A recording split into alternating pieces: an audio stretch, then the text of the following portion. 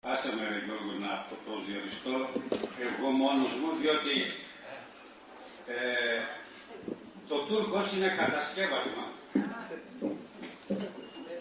Το πραγματικό υπάρχον είναι ο Οθωμανός. Εγώ θα αυτοπροσδιοριστώ ως Οθωμανός. Tak potreba da pripadam na nekoj naciji ili na nekoj veri. Αυτό που με κάνει να αυτοπροσδιορίζομαι ως εθνικά Μακεδόνας, ως έχω δηλαδή την μακεδονική εθνική ταυτότητα, είναι πολιτική επιλογή. Γιατί κάποιοι συμπεριφέρθηκαν μετά το 1912 σαν ξένοι μέσα στη νύχτα που ήρθαν και έστησαν σελίδες από το βιβλίο της ιστορίας της πόλης. Και βέβαια η Θεσσαλονίκη το 1912, όταν μπήκε ο ελληνικός στρατός, δεν ήταν ελληνική.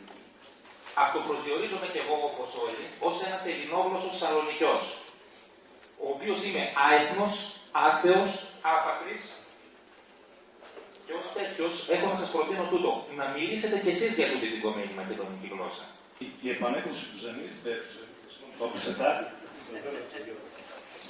από τις εκδόσεις Μπατάβια, το θεωρώ ως ένα είδος επανόρθωσης μιας ιστορικής αδικίας σε βάρος μιας ομάδας συμπολιτών μας που είχαν την ατυχία να βρεθούν μέσα στη δίνη των βαλκανικών εθνικισμών και ειδικότερα του ελληνικού εθνικισμού που διέπρεψε στο εσωτερικό της χώρας μας, πορτοποιώντας την ιδιαιτερότητα.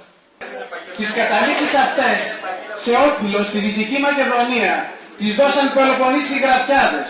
Γιατί αυτός ο τόπος είτε κατοικούταν από Έλληνες, είτε από Εβραίους, Οθωμανούς, οτιδήποτε, υπέφερε από τους Πελοποννήσιους γραφιάδες και τους κριτικούς χωροφύλακες. Αυτή λοιπόν η πραγματικότητα δεν μπορεί να σβηστεί μόνο κοντιλιά.